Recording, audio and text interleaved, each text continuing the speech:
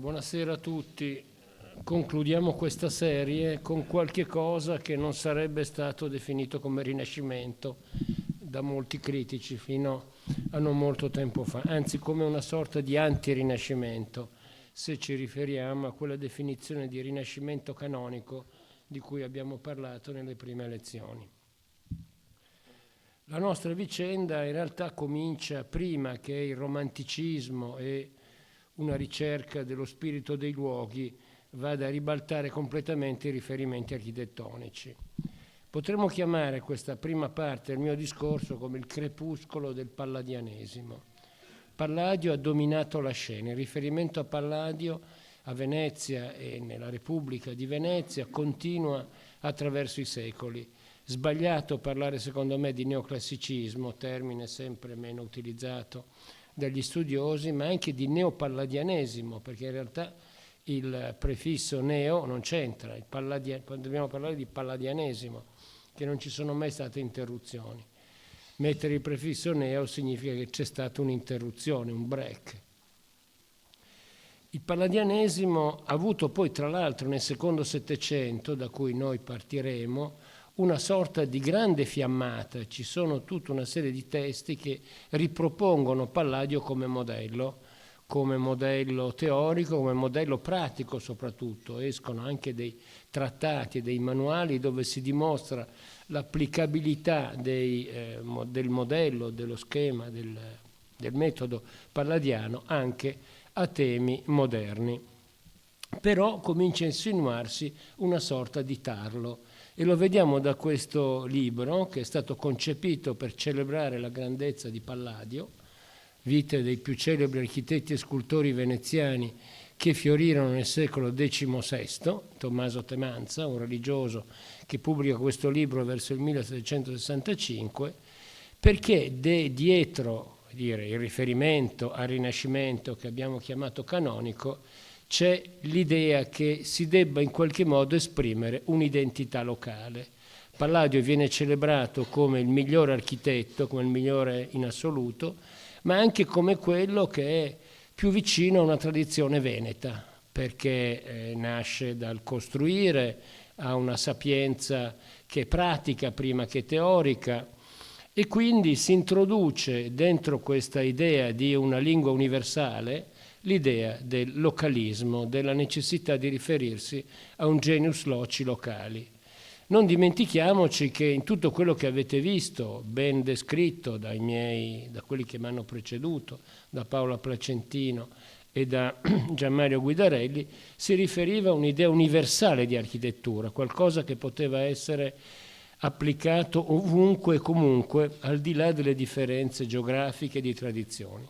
Qui comincia a insinuarsi questa idea che poi esploderà nell'età romantica, cioè a partire dal primo Ottocento, di ricercare delle radici locali, un carattere locale. E sarà questa, se volete, la mina, l'elemento che deflagrerà e distruggerà questa idea di rinascimento canonico che abbiamo detto. Temanza è importante anche per un altro elemento, perché è il maestro di Gian Antonio Selva. Gian Antonio Selva è un architetto che si forma in modo canonico, non tanto nella prima parte dove deve studiare nella modestissima Accademia di Belle Arti di Venezia, ha una serie di di istruttori, tra cui Temanza, ma poi andrà a Roma all'Accademia di San Luca e per la prima volta nella storia dell'architettura veneta si recherà anche nelle capitali europee, andrà a Londra e a Vienna per guardare esempi di architettura.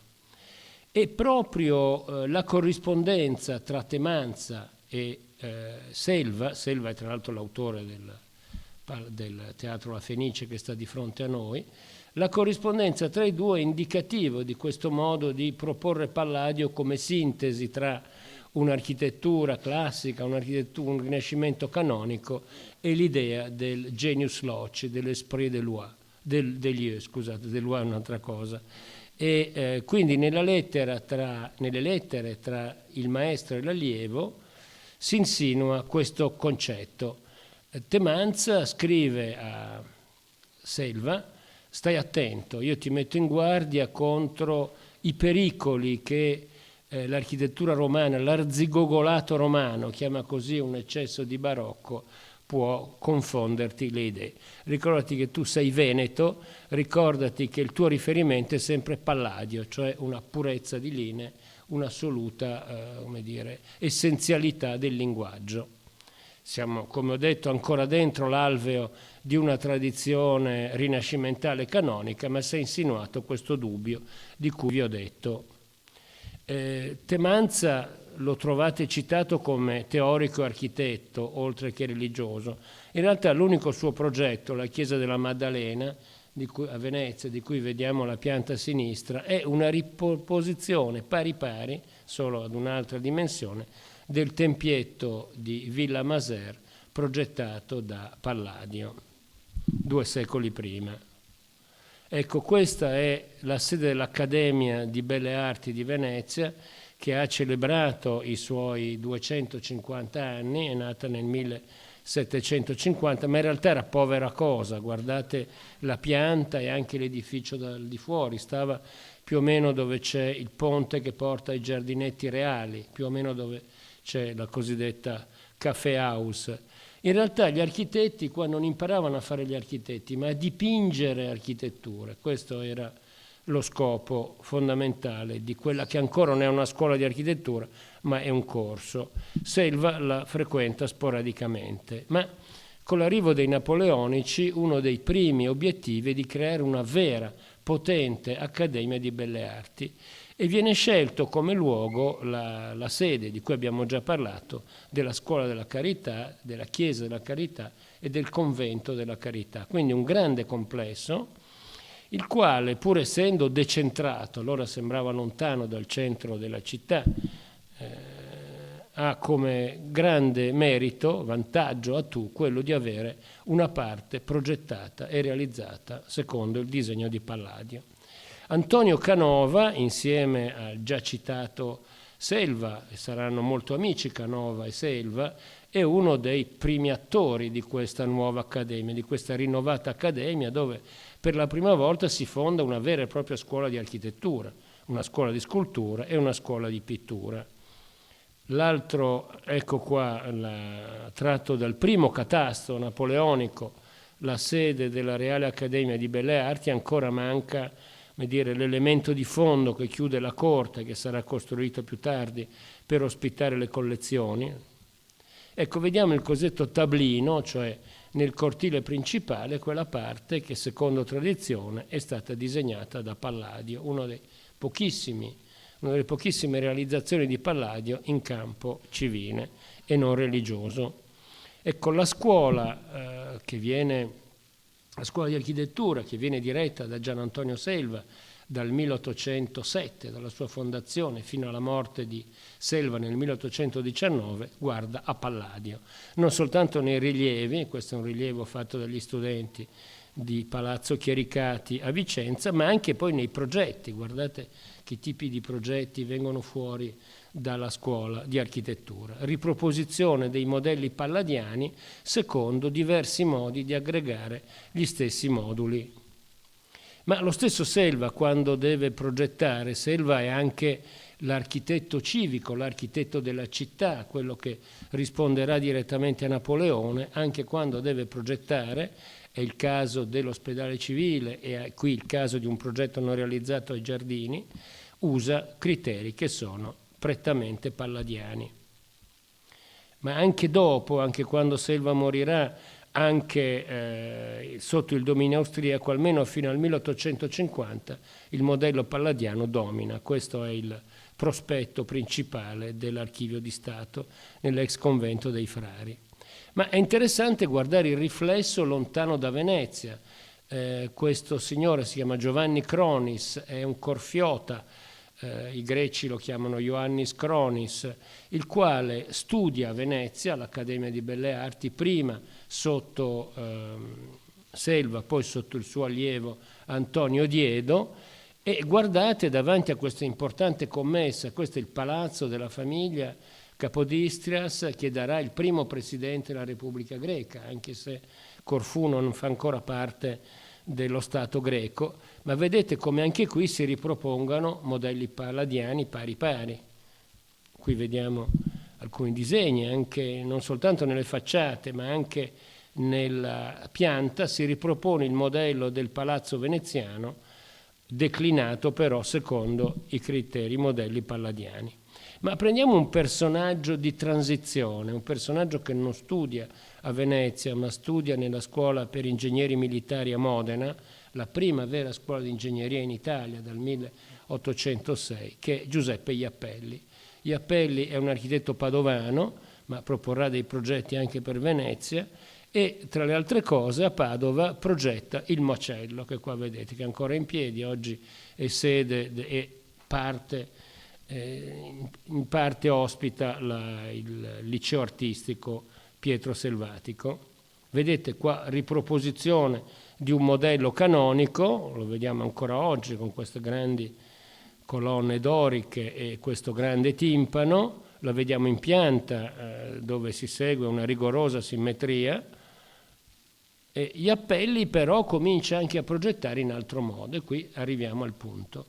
Si insinua in modo sempre più evidente il richiamo ad una tradizione che non ha niente a che fare con il Rinascimento canonico, anzi è qualcosa che arriva soprattutto all'Inghilterra, qualcuno lo chiama Gothic Revival o Picturesque Architecture, che prima trova nel disegno del giardino, del parco, il suo campo di applicazione. Questo è il parco Treves de Bonfili a Padova, che ancora esiste nella sua struttura di giardino romantico, di giardino all'inglese, come si diceva, e l'autore è proprio Jappelli, lo stesso che pochissimi anni prima ha disegnato il macello di cui vi parlavo. E si insinua la moda inglese che, badate bene, non è ancora un richiamo alla propria tradizione, come sarà un po' più tardi il riferimento al Medioevo. È una moda abbastanza superficiale, è una moda che riguarda soprattutto le facciate, tant'è che forse l'esempio migliore di Gothic Revival, la Villa Papadopoli a San Paolo di Piave, scusate ho invertito la I con la A, è disegnato da Francesco Bagnara, che è uno scenografo della Fenice, non è un architetto, quindi si tratta soprattutto di riprodurre, di riproporre o di proporre per la prima volta dei modelli formali che riguardano la facciata. Ma ritorniamo allo stesso Jappelli, il quale collabora al disegno del grande parco, forse il più grande parco pittoresco all'inglese che viene disegnato in Italia in quegli anni, il parco di Villa Torlonia, quello che molti decenni più tardi Mussolini decreterà essere la propria sede, non il Quirinale ma la Villa Torlonia. Nella Villa Torlonia, che qua vediamo adesso in gran parte parco pubblico, dove appunto l'idea è quella di rompere con le simmetrie, con la rigidità geometrica, però ancora si ripropongono modelli classici. Questa è una delle ville disegnate dall'architetto romano Pompetti, ma qui vediamo, poi però il casino delle civette parla una lingua completamente diversa, è stato attribuito con il punto interrogativo allo stesso Jappelli, anche se secondo me non c'entra con Jappelli. Comunque vedete lo stacco tra i due, scusate, non Pompetti ma Carletti è l'architetto dell'edificio che vi ho mostrato prima. Ma forse l'esempio più clamoroso di questo scarto, di questo salto che avviene tra la fine degli anni 30 e gli inizi degli anni 40 dell'Ottocento è il caffè Pedrocchi a Padova. Il caffè Pedrocchi è diviso in due parti ben distinte, tutte e due disegnate da Jappelli, tra l'altro. La prima parte degli anni 30 ancora parla il linguaggio classico, il linguaggio del Rinascimento canonico, come l'abbiamo chiamato, ma l'addizione chiamata il pedrocchino, quella che vedete dietro con le guglie e con le finelle bifore gotiche, parla un linguaggio completamente diverso, direi antitetico, parla il linguaggio appunto del Gothic Revival. Qui vediamo una delle rare immagini del Pedrocchi senza il pedrocchino, vedete non c'è soltanto un riferimento a Palladio, all'architettura classica, ma c'è anche una rigorosa simmetria, non dimentichiamoci che il conflitto tra Rinascimento e antirinascimento, come lo chiamerà qualcuno, lo si gioca anche sulla geometria, sull'impostazione simmetrica da un lato, da un lato, asimmetrica dall'altro, ordinata da un lato, disordinata dall'altro. Ecco invece l'immagine della congiunzione tra il vecchio e il nuovo. Sono passati poco meno di 10 anni tra i due progetti, a riprova di qualcosa che sta radicalmente cambiando. Però, ripeto, si tratta di una moda importata, di qualcosa che ancora non va a interferire con il problema dell'identità locale, come poi presto avverrà. Purtroppo quando guardiamo all'Ottocento, secolo disprezzato da molti che si occupano d'arte, si usa questa parola ecletismo per mettere dentro tutto. È una specie di calderone dove stanno i riferimenti più strani. A questo proposito mi piace citare il grande Ennio Flaiano, scrittore e sceneggiatore dei film di Fellini, che disse: ecletismo è quell'espressione che usano gli architetti quando non sanno definire un edificio, e credo che possa essere perfettamente adattata a quello che stiamo dicendo. Ecco, vedete qua anche impianta la dissonanza tra le due parti, no? La prima parte che vedete nell'immagine di destra, nella parte di sinistra, regolare, simmetrica, e la parte aggiunta, la parte legata ai riferimenti gotici, invece, che viene posta in modo assolutamente irregolare e non simmetrico. Caffè Pedrocchi poi sarà il nome di una rivista che è andata avanti per molti decenni di cultura generale. Ecco, mi piace proporre questa immagine, è un pittore americano di Boston che dipinge nel 1840 questo dipinto, Il sogno dell'architetto, che mi pare molto esplicito. L'architetto è in cima a una colonna, come vedete, circondato da trattati e da riferimenti all'architettura classica. A destra c'è, illuminata dal sole, una sfilata di riferimenti che rimandano a quello che abbiamo chiamato il Rinascimento canonico. A sinistra, quasi minacciosamente, posto all'ombra, vediamo arrivare i riferimenti all'arte medievale, all'arte gotica. E vediamo anche una chiesa, paradossalmente in un periodo di secolarizzazione, nel quale il tema della chiesa diventa per la prima volta un tema secondario, non più il tema con la T maiuscola, come è stato per molti secoli. La chiesa, il riferimento alla chiesa diventa un riferimento soprattutto alla spiritualità, al senso comunitario, al senso spirituale che il Medioevo avrebbe avuto rispetto ad un presente invece dove il tema del senso della comunità, il senso della religiosità è quasi scomparso. Diventa sempre più una questione di carattere morale, non più un confronto tra modelli, superficiali, tra facciate, ma soprattutto da parte di alcuni inglesi come Welby Pugin, il Medioevo rappresenta l'optimum rispetto a un presente che si vuole rifiutare. Nel 1836 pubblica un libretto che avrà però grande importanza, che si chiama Contrasts, dove mette a contrasto in una ideale città il paesaggio del Medioevo, di un Medioevo idealizzato, e lo squallore del presente.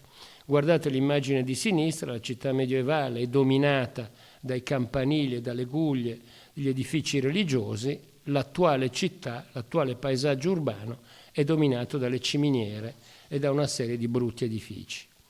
O ancora più esplicita a destra la morte di un poveretto, di una persona, di un povero che è finito in una sorta di reclusorio come erano le poor house inglesi. Forse vi ricordate Oliver Twist, dove una parte si svolge in una poor house. Ecco, oggi, dice Pugin, il povero è trattato come un carcerato dentro un panopticon. Nel Medioevo era parte di una comunità, nonostante la sua assenza di mezzi, veniva, accolto come un fratello all'interno di una confraternita. Ma le ricadute di questo Medioevo morale, chiamiamolo così, e del fascino che esercita, le ricadute sono molteplici, vanno a occupare una serie infinita di campi, dall'opera, i fondali d'opera, soprattutto a partire dagli anni 50 dell'Ottocento, alle illustrazioni. Questa è una riedizione di una delle tante edizioni di Canterbury Tales di Chaucer, in cui si inventa, e qui William Morris, che voi forse avete sentito nominare, gioca una grande parte nel ritornare anche a vecchi sistemi di stampa, torchi e via dicendo. Vedete questa ricchezza che rimanda ad un presunto medioevo. Siamo tra gli anni 40 e 50 dell'Ottocento, ma anche la letteratura per bambini è un campo dove si declina questa idea di medioevo come luogo di una superiorità non soltanto morale ma anche estetica. Non parliamo dell'opera, l'opera italiana soprattutto, no? Non dimentichiamoci quello che scrisse Antonio Gramsci nei Quaderni del carcere, dove dice: l'Italia non ha avuto grandi romanzieri, ma l'opera ha in qualche modo sostituito l'assenza di grandi romanzieri. Questo vale anche per i fondali d'opera, non soltanto per i libretti o le cantate. Addirittura poi, qui arriviamo all'Italia, il Medioevo che sarà pubblicato a puntate e che avrà grande successo con litografie dello scultore Pogliaghi. Ludovico Pogliaghi non è stato solo un grande scultore ma anche un grande disegnatore, propongono un medioevo nazionale, un medioevo eroico, la battaglia di Legnano in primis, la battaglia cioè sostenuta dai comuni italiani contro l'imperatore e via dicendo. Anni dopo mi sono accorto che le figurine Liebig degli anni 50 riproducevano le stesse immagini di Pogliaghi. Ma naturalmente altra immagine di Pogliaghi a sinistra, sempre battaglie legate all'identità locale. A rafforzare questa forte idea di Medioevo in Italia c'è la presenza di Dante Alighieri e della Divina Commedia, scritta nell'anno 1300. Non dimentichiamoci che l'Italia è l'unico paese che possiede una lingua che è tagliata su un grande riferimento letterario, Dante Alighieri. È vero che è una decisione successiva, Bembo e il circolo di intellettuali veneziani che decidono di assumere Dante come lingua nazionale, ma questo ci porterebbe molto lontano. Ma per dirvi del peso che ha il Medioevo. Ma il Medioevo in Italia si declina anche come riferimento al localismo, un localismo da contrapporre al centralismo che sempre più caratterizza lo Stato italiano, anzi che fin dall'inizio caratterizza lo Stato italiano. Mi piace mostrare questa immagine, è un bozzetto per il nuovo sipario del Teatro Verdi, quello che si chiamerà Teatro Verdi di Padova, e si chiama Trionfo Municipale, a riprova di questa sorta di coincidenza tra localismo municipale e Medioevo. Ma introduciamo il personaggio chiave di questa mia lezione, che è Pietro Selvatico Estense, padovano, nato nel 1803, è un nobiluomo che ha avuto una istruzione all'antica, cioè alcuni ai sono stati a casa sua, soprattutto l'abate Menin che gli ha insegnato il latino, ma anche i rudimenti del disegno dell'arte, ma presto Selvatico si appassiona all'arte e diventerà, Selvatico possiamo definirlo come il primo che si occupa in modo sistematico e scientifico dell'arte e dell'architettura veneziana. Il suo esordio come scrittore d'arte è nel 1846, cioè abbastanza tardi, quando si tiene a Venezia il congresso degli scienziati italiani.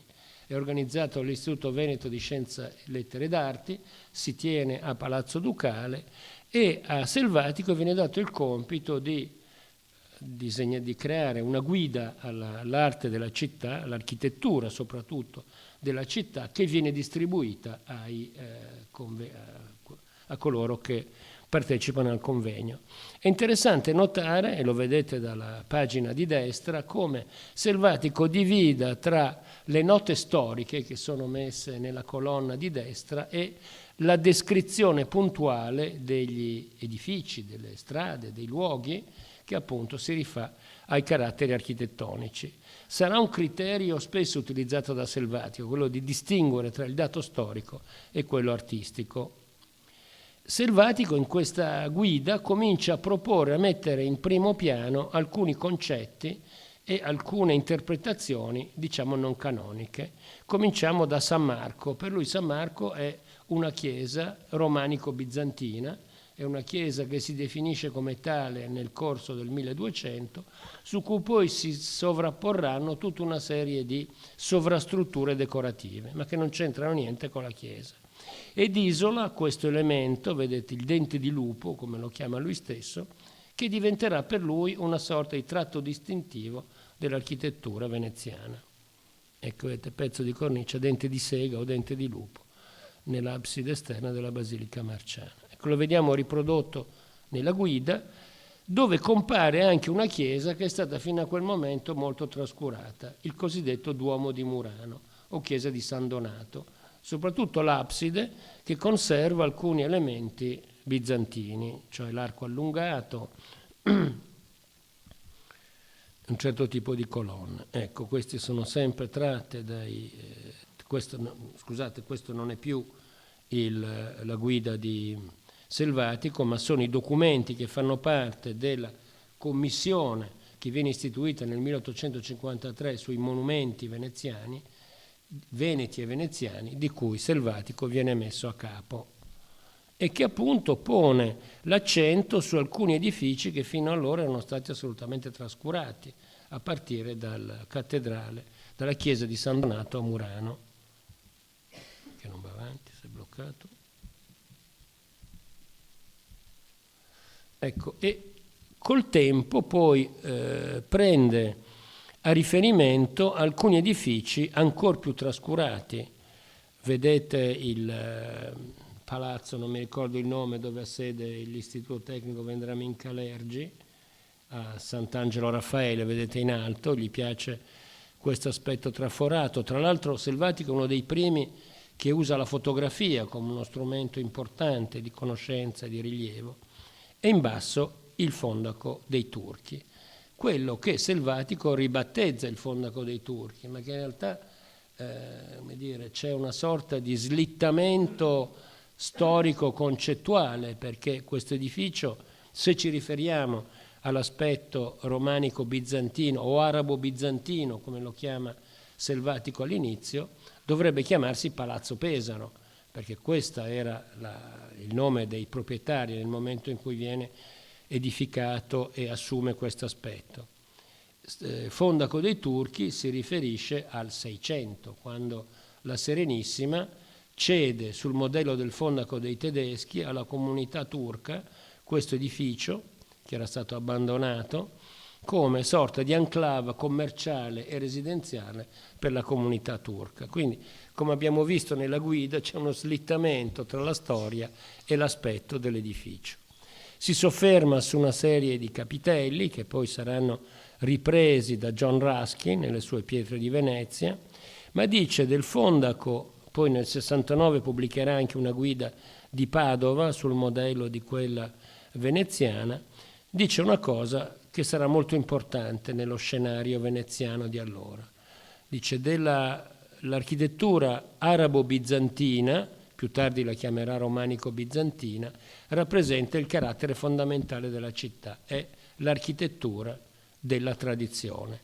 Questa, dice, ci ha dato alcuni esempi importanti di architettura religiosa, a cominciare da San Marco, se lo spogliamo di tutte le decorazioni successive, ma sono poche, rare, e dobbiamo fare tesoro delle testimonianze invece in termini di edilizia civile. E il Fondaco dei Turchi è particolarmente importante per questo, è la maggiore, la principale testimonianza dell'architettura civile romanico-bizantina.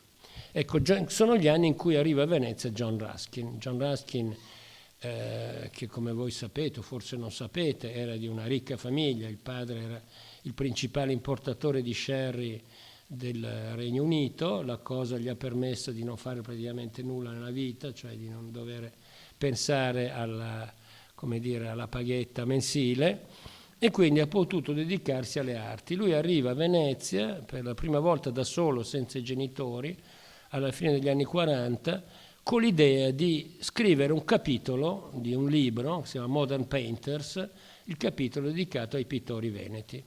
In realtà poi incontra Selvatico, comincia attraverso Selvatico a conoscere l'architettura veneziana e nel 1852 uscirà la prima parte delle Pietre di Venezia, un libro che si chiama La natura del gotico, in cui riprende pari pari i concetti di selvatico.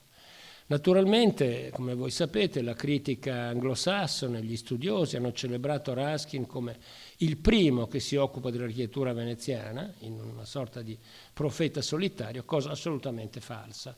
In realtà il primo è selvatico e da selvatico prende tutta una serie di nozioni, a cominciare dall'idea che il bizantino, il romanico bizantino, esprime il vero carattere di Venezia. Gli studiosi, anche i più autorevoli, ignorano questo fatto, ma se andiamo a prendere il diario di Effie, la moglie, Effie Journal, continuiamo a incontrare questa frase: anche stasera arriva il marchese selvatico e si ritira con John a parlare di architettura, a riprova del peso che ha avuto selvatico. Ma appunto è un riconoscimento che non viene dato. Ruskin, come voi sapete, ha un'idea funebre di Venezia, no? Venezia per lui è una città moribonda, dice che bisogna, assistere senza muovere un dito a questa meravigliosa agonia, anzi nel proemio delle Pietre di Venezia dice: Tiro, la capitale dei Fenici, è morta da tempo, morta e sepolta, Venezia sta morendo, è in piena agonia, e invece l'Inghilterra morirà perché è gestita in modo malissimo, è gestita soltanto secondo la logica del profitto. La sua è un'idea funebre di Venezia, e da qui, e da anche Byron, se volete, il poeta Byron, che è il vero precedente, nasce questo mito ancora presente, indistruttibile, di Venezia che muore. No? Venezia è una città moribonda, non tocchiamo nulla, assistiamo imbelli e immobili alla sua agonia. Ecco Le Pietre di Venezia, che uscirà in 3 volumi, ma tra l'altro in questo libro Ruskin non parla di architettura come lo si intendeva allora. Tutta la discussione sull'architettura verteva allora sulle volte, sul modo di voltare, i soffitti, sugli archi. La sua è la descrizione di un'architettura scolpita soprattutto, si sofferma molto sui capitelli, sugli elementi decorativi, sulla policromia. Ecco, questo, scusate, è l'edizione che William Morris farà del The Nature of Gothic, del capitolo per noi più denso, più importante, dove si parla appunto di una Venezia in agonia, e però Ruskin esplicita un concetto che non ha avuto il coraggio di esprimere Selvatico, comunque non l'ha espresso. Dice che la porta della carta, che abbiamo già visto in una passata lezione, cioè l'elemento che divide il Palazzo Ducale da quella che era la cappella del Palazzo Ducale, cioè la chiesa di San Marco, la porta della carta costituisce la fine dell'architettura veneziana autentica. Dopo, dice Ruskin, l'architettura sarà qualcosa di artificiale, di artificioso. Ecco un altro concetto che, come dire, mina alla radice i riferimenti, i modelli del Rinascimento canonico, il concetto di artificioso, qualcosa che non ha corrispondenza con la tradizione, con i bisogni locali, ma nasce come qualcosa di estraneo, di sovraimpresso. E la porta della carta è al tempo stesso l'ultimo esempio di un'architettura tardogotica, ma al tempo stesso introduce quest'idea dell'artificiosità che diventerà fondamentale nell'architettura del Rinascimento canonico. Vi dicevo del ruolo che ha avuto Selvatico nella gestione, nella direzione della Commissione per i monumenti storici e artistici istituita nel 1853. Poco dopo viene stilato un elenco dei principali monumenti veneziani e veneti e vediamo comparire appunto il Duomo di Murano, edificio che era stato fino ad allora abbastanza trascurato. Più avanti poi sarà inserito anche il Fondaco dei Turchi. Ecco il Duomo di Murano, che viene pesantemente ricostruito dall'allievo principale di Selvatico, si chiama Camillo Boito, forse l'avete già incontrato, l'avete sentito nominare. Camillo Boito studia all'Accademia nel periodo in cui Selvatico è il docente di architettura ed è anche il direttore. Selvatico sarà tale dal 1850 al 1856, poi si dimetterà, non solo si dimetterà, ma sosterrà che le accademie vanno tolte, vanno abolite, che creano soltanto degli spostati, perché sostiene all'arte non si dà diploma, l'arte si deve imparare nei cantieri, negli atelier, nelle botteghe dei pittori. Però in questo frangente crea un vero suo successore, Camillo Boito, che in qualche modo prende il testimone da Selvatico. Le stesse cose dette da Selvatico sono poi ripetute e applicate nei fatti e nei progetti da Boito. Selvatico non è un architetto, anche se sulla Treccani, nel dizionario biografico c'è scritto architetto e storico dell'arte, no, era solo storico dell'arte e dell'architettura, mentre Boito è architetto e storico dell'arte e dell'architettura. Diciamo, grosso modo l'abside esisteva, ma tutto il resto viene praticamente ricostruito da Camillo Boito. Camillo è fratello di Arrigo è un musicista che dopo vari insuccessi ha collaborato con Giuseppe Verdi. Camillo è a sinistra, Arrigo è a destra, sono due veri dandy, figli di una duchessa polacca e di un pittore veneto, e Camillo diventa veramente sarà il personaggio fondamentale nel panorama architettonico italiano del secondo Ottocento. Si trasferirà presto a Milano, dopo che Milano diventerà parte del Regno d'Italia, e terrà la cattedra di architettura praticamente fino alla morte nel 1914. Camillo Boito nel 1880 scrive un volume molto importante che si chiama Architettura del Medioevo in Italia, diviso per capitoli regionali. Il capitolo sull'architettura veneta è tutto incentrato sull'architettura romanico-bizantina, non c'è altro, e pubblica queste immagini di un San Marco, solo dell'interno di San Marco, totalmente denudato di qualsiasi decorazione, dicendo che, se lo vediamo anche dal sottotitolo, Architettura del Medioevo in Italia, sullo stile futuro dell'architettura italiana, cioè l'architettura italiana deve prendere dal Medioevo per costruire una lingua nazionale. Così come è stato fatto per la lingua parlata e scritta, questa operazione deve essere fatta anche per l'architettura. Ma nel caso dell'architettura deve essere la sintesi di diversi apporti regionali. C'è un capitolo dedicato all'architettura toscana, uno dedicato all'architettura siciliana, uno dedicato all'architettura lombarda, l'ho già detto, uno all'architettura romana.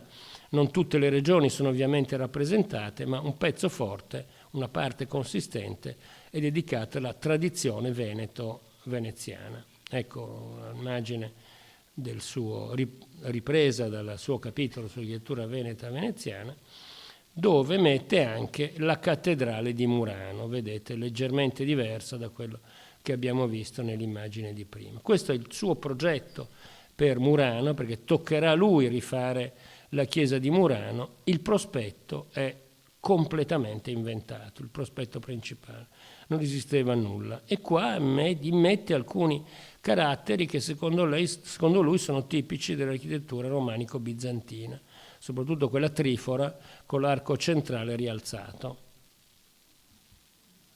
Nel frattempo torniamo a Selvatico e al fondaco dei Turchi, perché soprattutto in un secondo libro sull'architettura e sulla scultura di Venezia che pubblica Selvatico viene data grandissima importanza al fondaco dei Turchi, appunto nei termini che ho detto prima, come raro esemplare rimasto di edilizia civile di stile arabo-bizantino, ma nel frattempo è diventato romanico-bizantino. Con l'annessione al Regno d'Italia la figura di Selvatico sparisce, anche perché Selvatico è accusato di essere filo-austriaco. Il libro che abbiamo visto prima è dedicato al viceré Massimiliano d'Austria, col quale avrà un rapporto di contiguità Massimiliano d'Austria che era stato nominato nel frattempo viceré del Lombardo-Veneto, lo consulterà spesso per questioni di carattere artistico, e questo gli creerà a Selvatico una sorta di damnatio memoriae. Si ritirerà a Padova, però il suo influsso, la sua importanza resterà a lungo, soprattutto sui destini sul restauro e rifacimento di una serie di edifici, a cominciare dal Fondaco dei Turchi. Il Fondaco dei Turchi era stato, vedete, pubblicato in modi diversi, a volte con la dentellatura completa. Quella dentellatura che vedete nel coronamento era stata citata da Selvatico come riferimento all'arabico, era un'influenza araba, da cui il termine di arabo bizantino, mentre quella lunga sequenza di finestre all'arco allungato erano tipicamente bizantine. Ma come vedete c'erano molte superposizioni. Ma nel frattempo cerchiamo di parlare del quadro politico ed economico che si sta definendo sullo sfondo. Sono gli anni in cui si sta lavorando e si sta cercando di realizzare il canale di Suez. Cosa c'entra il canale di Suez con tutto quello che abbiamo detto? C'entra moltissimo, perché a questo punto non soltanto il Mediterraneo riacquista importanza, non è più un lago morto come era diventato dopo la scoperta delle Americhe, ma diventa una strada importante percorribile verso l'Oriente.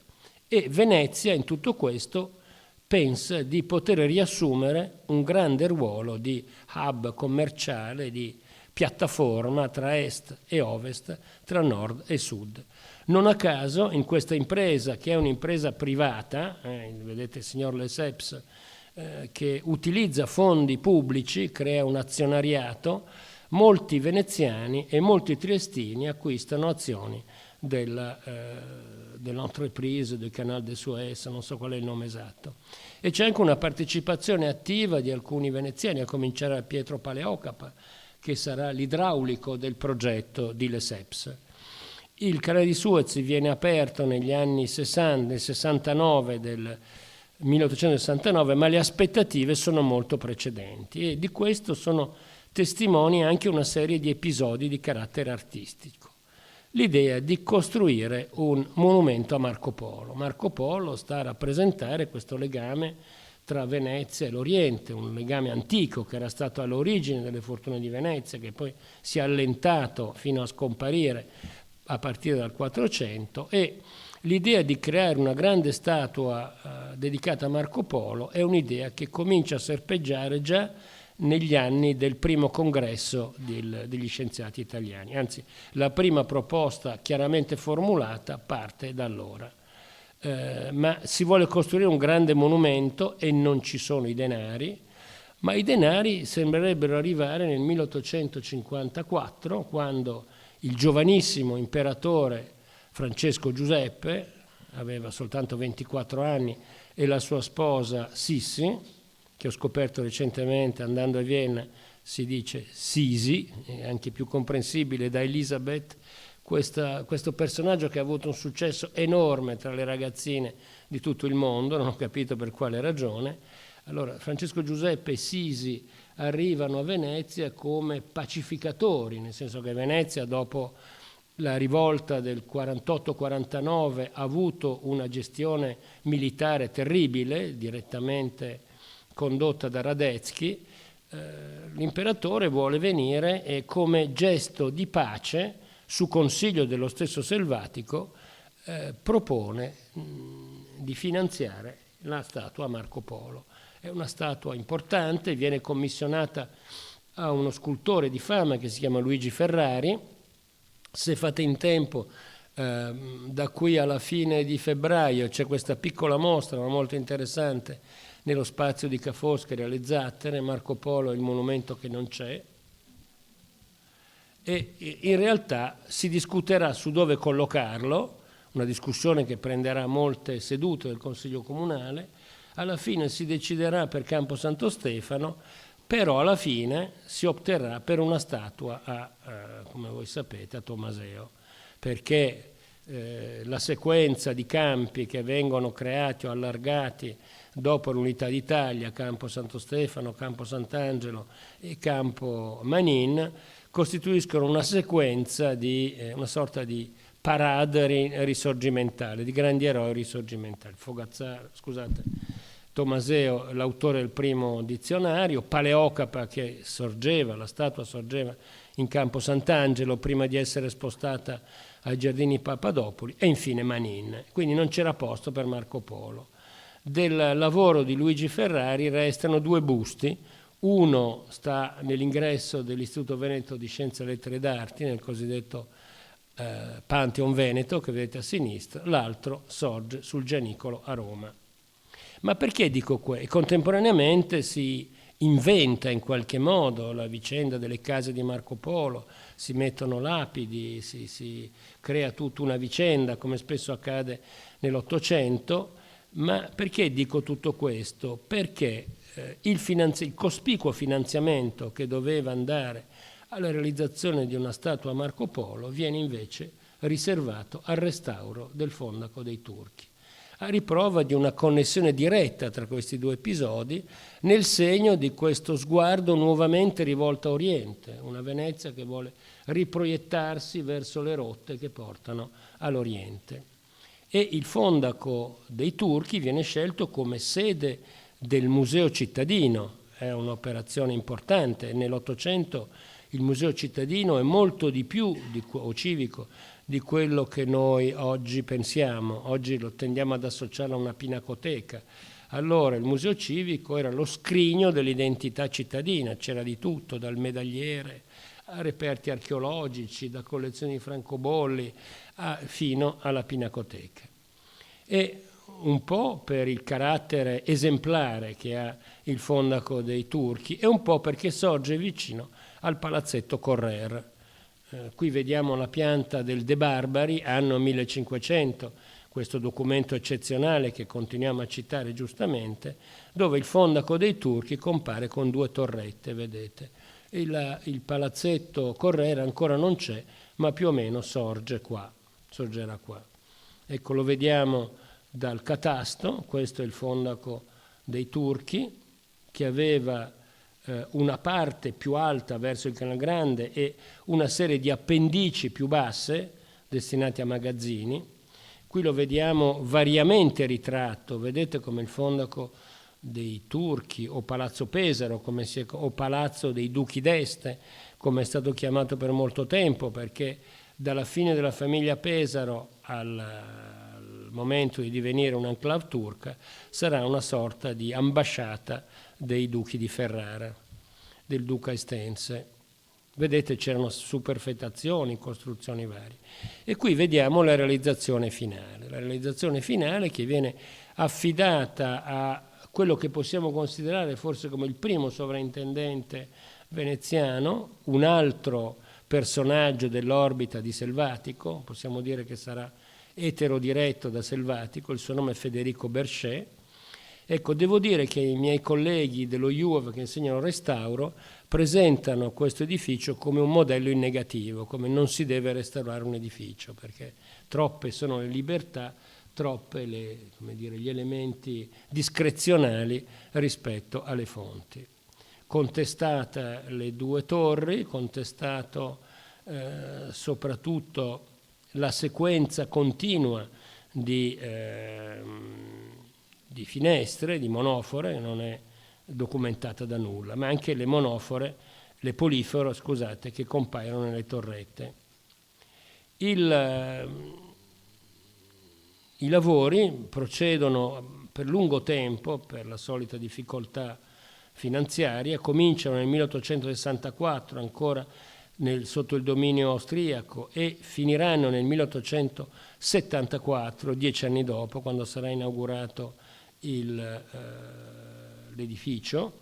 L'edificio però ha un grave difetto, qui lo vediamo celebrato da un pittore, De Maria, vedete, una sorta di fantasia orientaleggiante con odalische, gente con turbanti, cosa assolutamente non vera.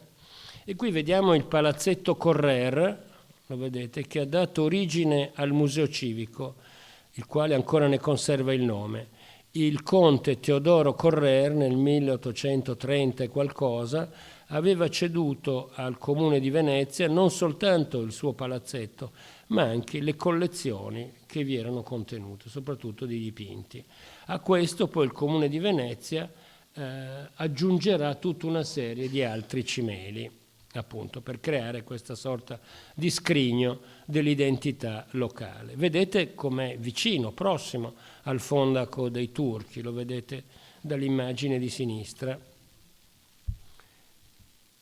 Questo è il rilievo fatto dallo stesso Berchet, vedete, con il palazzetto Correr messo in evidenza, e a destra vedete il fianco del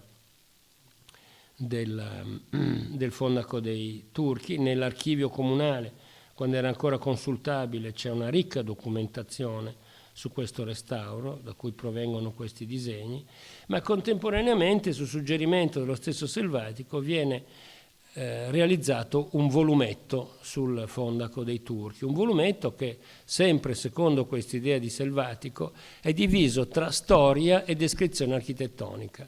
La storia del Fondaco dei Turchi viene scritta da un erudito locale che si chiama Sagredo, mentre la parte architettonica è realizzata dallo stesso sovrintendente, tra virgolette, Federico Berchet, che seguirà i lavori. Ecco, questa è forse la tavola principale dove è rappresentato il prospetto, il progetto di restauro del prospetto, e poi abbiamo tutta una serie di interessanti disegni sempre presenti nell'archivio della Celestia, dove appunto lentamente si passa dall'esistente ad un progetto largamente inventato.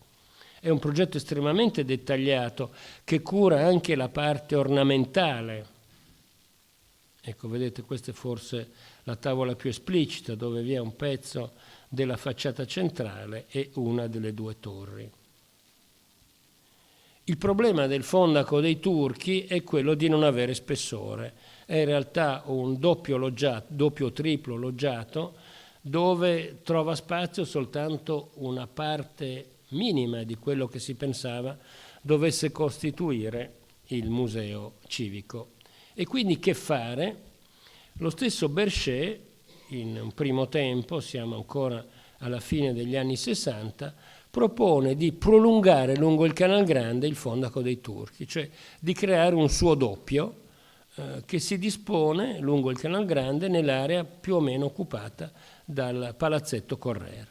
È interessante perché qui vediamo per la prima volta la presenza di un bizantino semplificato che diventerà un linguaggio comune a moltissimi edifici veneziani, sia edilizia residenziale sia edifici pubblici, cioè la presenza di polifore con arco allungato e una serie di altri elementi costituiranno, come dire, il nucleo forte di questo richiamo al bizantino, questo ritorno architettonico di Bisanzio. Ecco, vedete, pensava Berchet di lasciare, come dire, il Fondaco dei Turchi come sorta di loggiato prospiciente il Canal Grande e di creare accanto, al posto del palazzetto Correr, un grande edificio a corte che riproducesse in parte i caratteri architettonici della facciata del Fondaco dei Turchi.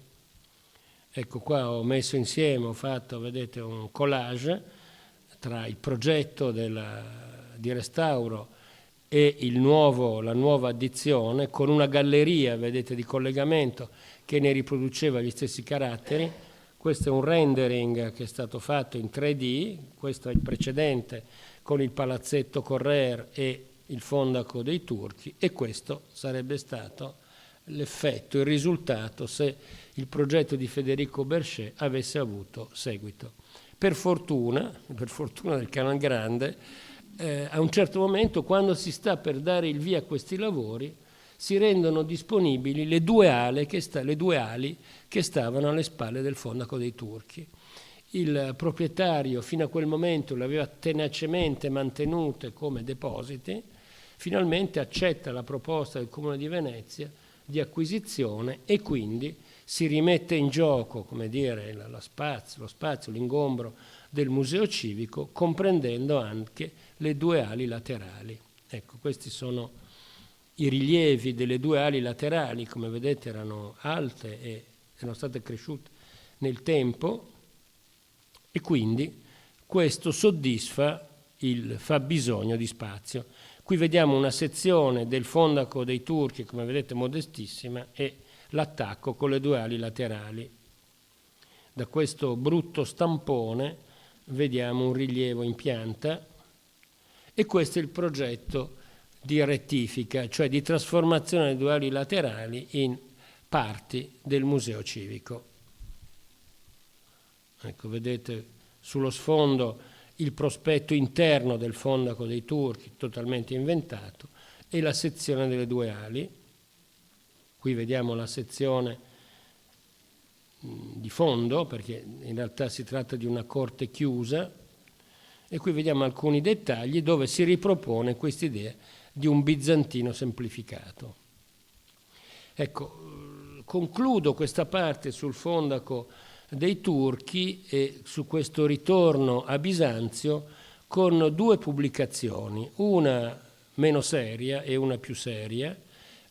Questo è John Julius Norwich, o meglio Visconte di Norwich, una specie di barbero britannico degli anni 70 e 80, il quale pubblica però un libro di grande successo, Byzantium.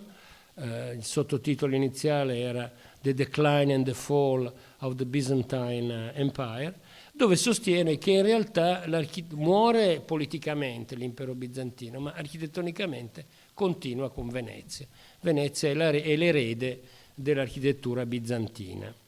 Un libro più serio, più o meno negli stessi anni, di Ennio Concina, dell'arabico a Venezia tra Rinascimento e Oriente, si sostiene, e qua veniamo al centro degli interrogativi che sono stati posti all'origine di questo corso, dice Concina esplicitamente: il Rinascimento veneziano è quello che si rifà a Bisanzio, è quello che rimanda a San Salvador, e quindi già nel richiamo all'architettura di San Salvador c'è quest'idea di un rinascimento locale che ha radici nella tradizione locale. Ma però la vicenda del bizantino continua, diventa per una generazione di architetti molto capaci, tutti nati attorno agli anni 50 dell'Ottocento, a cominciare da Giuseppe Torres, che si costruisce una casa, la casa bizantina, con un richiamo esplicito a quel bizantino semplificato di cui parlavo prima. Scusate questa brutta immagine, quest'altra. Ma il Lido diventa un luogo di sperimentazione anche di un bizantino adattato ai bisogni del tempo. Zicher, che ha pubblicato un volume dedicato alle ville da lui progettate al Lido, è una sorta di caposcuola. Giovanni Zicher, vedete. Ma anche Guido Costante Sullam con la casa bizantina Santa Maria Mater Domini, dove però vediamo tutta una serie di elementi spuri che sono introdotti. È un bizantino additivato. E la cosa interessante è che per questi architetti di questa generazione il bizantino è la base di partenza per una rielaborazione individuale, per un ripensamento dei caratteri stilistici che alcuni definiranno Liberty, Art Nouveau o cose del genere, ma siamo già arrivati nel primo decennio del 1900. Questa è la Villa del Silenzio, non realizzata e progettata da Giuseppe Torres, questa è un'altra villa di Giuseppe Torres, e queste invece sono le case Ciga, che non c'entrano niente, di Sullam. Ecco, invece Sullam disegna il villino Montplaisir, che ancora esiste al Lido.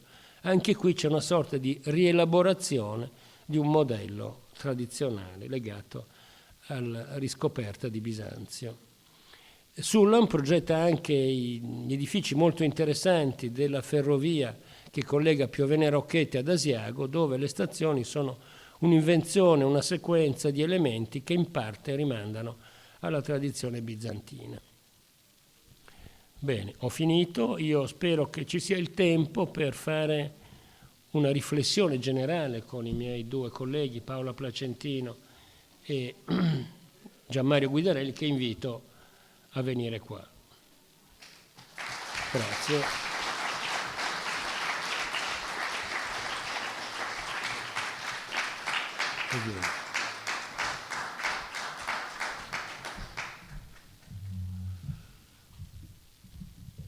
Da dove vogliamo partire? Si può parlare di Rinascimento rispetto a quello che abbiamo detto oggi, o stiamo parlando di un'altra cosa, di anti-Rinascimento, secondo una famosa definizione.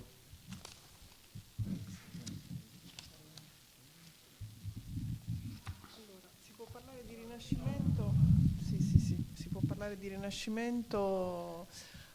Direi che dopo queste 4 giornate possiamo dire che l'etichetta ci può essere utile per semplificare qualcosa nei ragionamenti, ma che è un processo continuo di ricerca progettuale, di modelli, per cui, come abbiamo già sostenuto, forse la parola va declinata al plurale e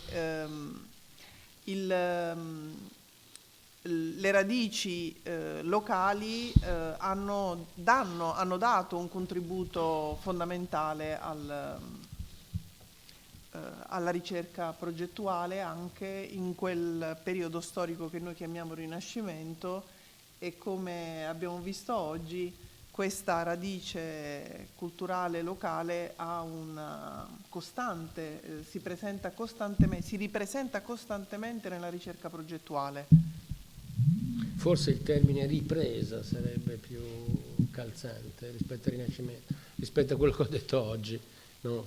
Perché il Rinascimento forse indica un'idea di architettura universale, di architettura che è spendibile, realizzabile ovunque, no? Qui siamo... Sì, infatti, sì, mi sembra un paradigma che possiamo utilizzare.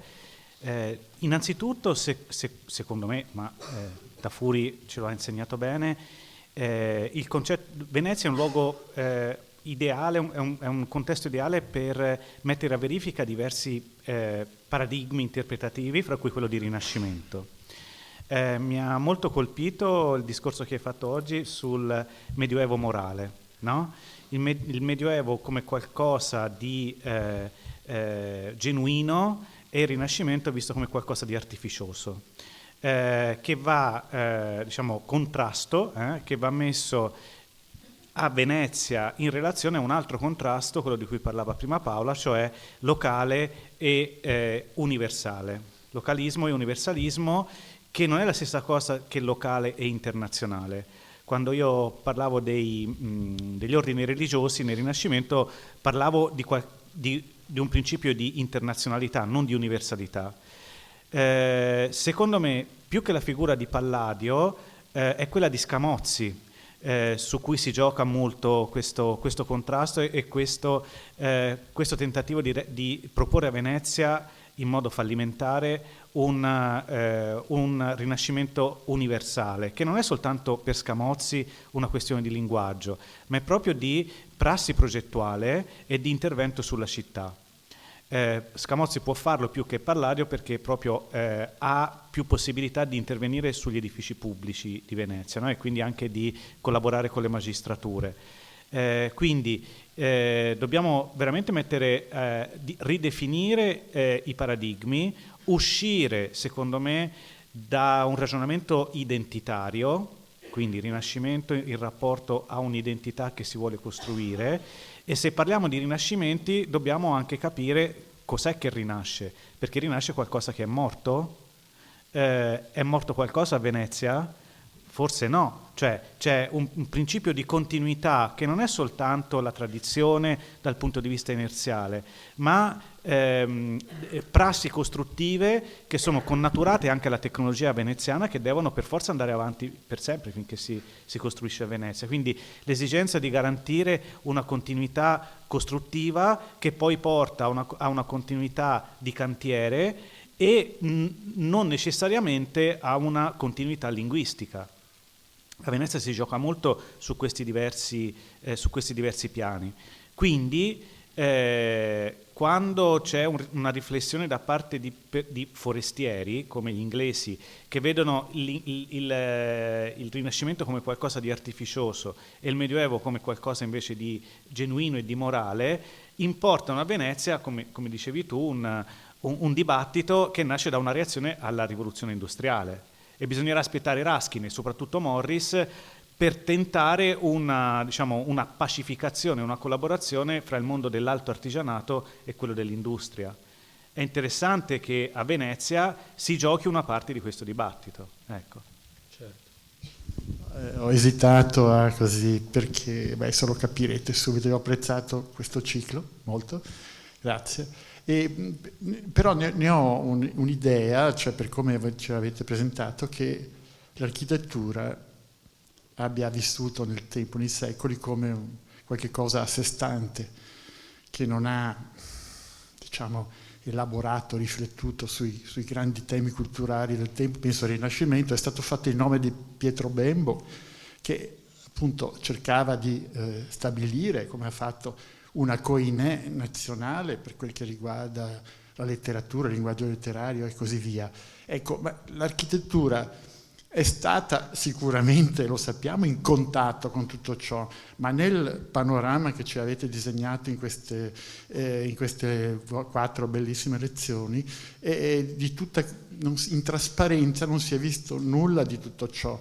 E penso che così anche prima riguardo della porta della carta e così via, che non appunto segna secondo gli inglesi eccetera la fine di qualcosa, ma in quegli stessi anni si andava elaborando appunto un'idea nazionale di rinascimento, di coinè, di un'idea di rinascimento. Ecco, grazie. Spero di non aver mal interpretato le vostre parole. Posso rispondere io? Vuoi rispondere tu? No, solo per capire meglio, in quegli anni si stava elaborando un'idea di coinè rinascimento, in quegli anni quelli della Porta della Carta? Sì, e poi con Pietro Bembo, in quel periodo umanistico rinascimentale, con questa di produzione filosofica, letteraria. Beh, c'è anche un approccio umanistico all'architettura, cioè avremmo potuto usare questo termine, in quel caso sarebbe stato più chiaro il legame con certi filoni culturali. Più in generale l'architettura è un sistema molto complesso che si può affrontare in tanti modi. Ci sono quelli che partono dal contesto, che anzi parlano soprattutto del contesto e poco degli oggetti, o si può partire dagli oggetti, come abbiamo cercato di fare noi, pensando però di trovare dopo dei richiami, dei rimandi ad un contesto più ampio. Ad esempio la vicenda Fondaco dei Turchi, che a noi sembra così fuori riga, così sbagliata soprattutto, è in realtà collocabile in un contesto politico-culturale molto chiaro. Venezia è guarda Oriente, no? E di molte altre cose avremmo potuto dire qualcosa di simile, però francamente non c'era il tempo, non c'era avremmo dovuto fare un ciclo di 20 lezioni. L'obiettivo era quello, speravamo di averlo chiarito in apertura, cioè l'obiettivo di questo ciclo è stato quello di mostrare alcune cose, cioè far vedere come l'idea di rinascimento che tutti noi abbiamo inevitabilmente in testa a causa del racconto di Vasari, quell'idea di rinascimento è un'idea limitata e limitante nel momento in cui ci andiamo a relazionare con dei territori specifici. Ovviamente abbiamo sfruttato Venezia stando qui a Venezia, di come anche parlando di un unico territorio, Venezia, parlare di rinascimento al singolare è un'ulteriore limitazione, è comunque una limitazione, perché le influenze culturali, cioè quando ad esempio vi ho parlato delle maestranze adriatiche che lavorano qui, di quello che avviene a Trogir, a Pola, i modelli, la circolazione dei modelli di cui ho parlato, io non vi ho parlato delle persone artefici nel senso culturale di questa cosa, ma è ovvio che ci sono, perché parliamo ancora di anni in cui gli architetti, i proti, non hanno la cultura sufficiente, quindi è inevitabile che nella scelta di un modello c'è un committente, ci possono essere le monache di San Zaccaria o un procuratore alla fabbrica che suggerisce chi chiamare, cosa fare, quindi ecco, delle persone forse che culturalmente hanno animato il dibattito, per scelta non ne abbiamo parlato, perché l'obiettivo era proprio quello di far vedere quanti modelli possono concorrere a definire quello che abbiamo intorno e di conseguenza quanto sia riduttivo provare a ritornare, a far rientrare tutto quello che vediamo e la complessità di quello che vediamo in degli schemi precostituiti. Sì. Ecco, questa è l'idea che condividiamo di un rinascimento corale, almeno quello diciamo fra 4 e 500, quindi quel rinascimento lì. E se si ricorda, nella mia lezione io ho accennato all'importante questione di cui lei parla, cioè la relazione fra il mondo dell'architettura e il mondo della cultura in generale, no? Che relazione c'è? Fermo restando che, come vi abbiamo detto, secondo noi vediamo l'architettura come un'espressione di una mentalità, quindi come una delle espressioni culturali di un certo mondo. È anche vero però che esistono dei terreni di collaborazione concreta fra, per esempio, degli studiosi umanisti e architetti, no? E io vi facevo cenno al vitruvianesimo, cioè a questo importante problema filologico di lettura, interpretazione di un testo molto complicato da tradurre, da interpretare, eccetera, e la necessità da una parte degli architetti di avere qualcuno che gli leggesse, che gli traducesse in volgare un testo in latino, dall'altro dagli umanisti che avevano bisogno degli architetti per comprendere il testo di Vitruvio a cui mancavano le illustrazioni che Vitruvio aveva realizzato nel suo manoscritto.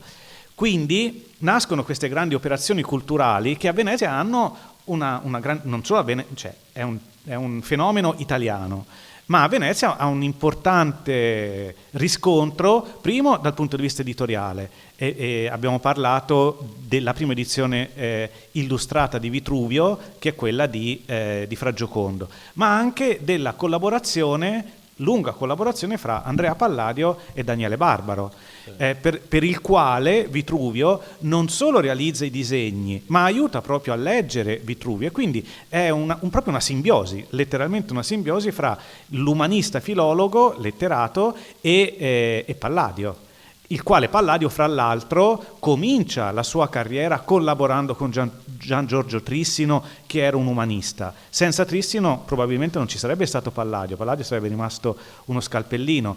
Quindi da una parte, come diceva Paola Placentino, c'è la collaborazione fra persone, no? Quindi vicende individuali in un affresco complessivo. Dall'altro ci sono grandi temi che sono trasversali e che rendono necessaria la collaborazione, la comune riflessione fra intellettuali e architetti. Ma ancora più importante probabilmente sono gli edifici che parlano di questa collaborazione. Che cosa ci dicono gli edifici? Perché spesso mancano i documenti per poter, costruire storie concrete e complete. Faccio un esempio, San Francesco della Vigna. San Francesco della Vigna, con questo dibattito attorno al progetto di Sansovino, la produzione, no, di testi come quello di Zorzi, il di Armonia Mundi, il memoriale su San Francesco della Vigna, ma sono casi abbastanza particolari fino a un certo momento e sono poco documentati. Quindi per questo è importante cercare di riconoscere dei fenomeni problematici che possono servire non solo a noi storici dell'architettura, ma anche agli storici della cultura in generale. Certo. Vitruvio è un ottimo esempio di incrocio tra cultura letteraria e la cultura degli architetti, perché non dimentichiamoci, come ha dimostrato Concina, che Vitruvio passa per l'arabo. Non sono i frati benedettini che trascrivono, come ci hanno raccontato a scuola, sono le traduzioni arabe, quindi nel ritradurlo dall'arabo al latino, all'italiano, il ruolo della cultura letteraria umanistica è fondamentale. E quindi c'è un intreccio fortissimo tra il mondo letterario e il mondo degli architetti. Volevi aggiungere qualcosa? No. Allora, no, scusi, lei voleva, visto, prego. Una molto semplice che riguarda il canale di Suez e questa speranza di Venezia di ritornare ad essere un hub, una porta di Oriente. Quanto è durata questa speranza? E ha avuto seguito poi? E l'altra invece sono architetto, quindi amo la complessità. E nella complessità pensavo che ci fosse più semplice riassumere Palladio nel classicismo, mentre invece mi rendo conto stasera, grazie a lei, che forse è meglio mettere Palladio prima. Sì, certo, ispirazione classica e classicismo, ma rimetterlo come modello, perché se comincio a pensare a Thomas Jefferson, la Casa Bianca per esempio, fino a che punto si è spinto questo palladianesimo? E Scamozzi, in effetti, sono stato a Bergamo per parecchi anni e questa la condivido con voi. Se andate a vedere la facciata della Biblioteca Mai in Piazza Vecchia, effettivamente uno vede la facciata della Biblioteca Marciana. Infatti è stato un progetto di Scamozzi che è stato riutilizzato per la Biblioteca Mai a Bergamo, ma la cosa divertente è che le hanno realizzate all'inizio del secolo scorso da Pirovano. Pirovano è quello che ha realizzato il cimitero monumentale. Quindi le due domande sono essenzialmente queste: Suez e il palladianesimo fino a dove si è spinto. Beh, sulla prima rispondo io. Il progetto Suez ha avuto successo, e come? Perché non dimentichiamoci che Venezia nel giro di pochi anni diventa un importante porto, un importante centro industriale. Il porto, la Marittima, viene inaugurata nel 1880, già nel 1890 è il quarto porto del Mediterraneo e pochi anni dopo si sente il bisogno di un ampliamento, da cui poi i progetti per Marghera.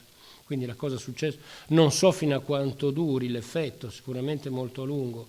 Non vi ho mostrato un'immagine, già ne avevo un profluvio, ma preso dalla rivista The Graphic inglese c'è una immagine della stazione di Venezia appena inaugurata 1875 e sopra c'è scritto On the way to India, sulla strada per l'India, no? Quindi il progetto va avanti ed è realizzato. La stessa fondazione di Ca' Foscari è da mettere in questa. Ca' Foscari nasce come istituto commerciale con quella che possiamo chiamare oggi economia e commercio per i ragazzi e lingue orientali per le ragazze, quindi nasce proiettato verso Oriente. Ma potremmo parlare a lungo, sulla fine non lo so. Sulla seconda domanda rispondete voi, ma sicuramente Palladio ha un successo enorme nel mondo inglese, Vitruvius Britannicus.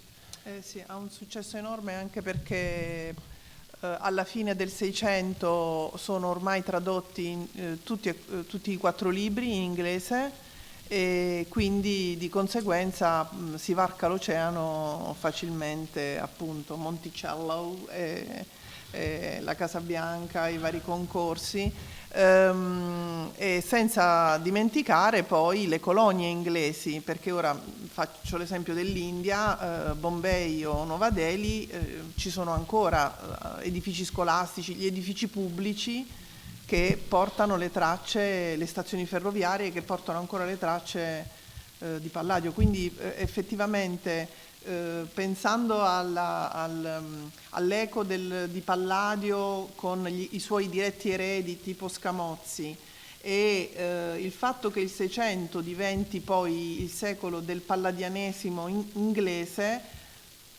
non so se esagero dicendo, non so i miei colleghi cosa ne pensano, che di fatto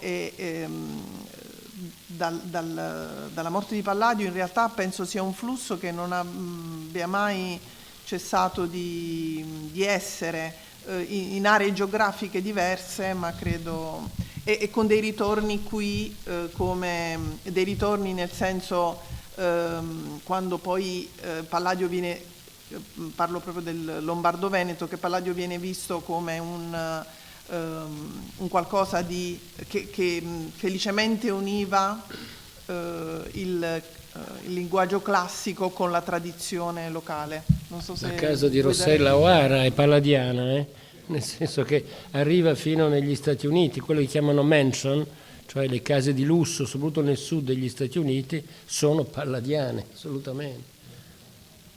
Volevi dire?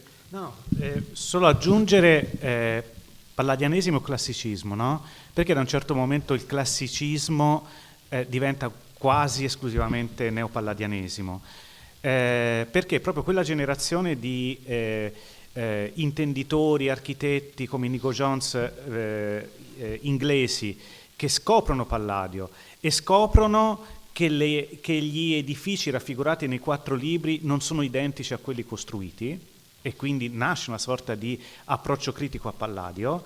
La fortuna di Palladio è dovuta anche al fatto che la sua architettura è veramente universale, nel senso che è estremamente versatile, è un'architettura combinatoria, diciamo così, per cui attraverso gli elementi che Palladio individua e ha, diciamo, fra virgolette, le regole del gioco sintattiche, che dice molto chiaramente, molto semplicemente nei 4 libri, la sua è un'architettura esportabile, universale e che si può adattare a qualunque tipologia, a qualunque esigenza tipologica di funzione, quindi a qualunque contesto geografico e tendenzialmente eterna. Allora, questa versatilità dovuta alla sua caratteristica combinatoria e unita a un testo come i 4 libri, che è di eccezionale qualità divulgativa, cioè non è scritto solo per gli architetti ma anche per i committenti, noi quest'idea di Palladio la dobbiamo in gran parte a Howard Burns, che ricordiamo qui insieme, è deceduto da poco. Noi siamo eredi della sua modo di vedere Palladio e della sua capacità di comunicarci questo aspetto della sua architettura, che non è solo esito costruttivo, ma è proprio prassi progettuale, una prassi progettuale comprensibile e di per sé universale. Va bene, grazie dell'attenzione.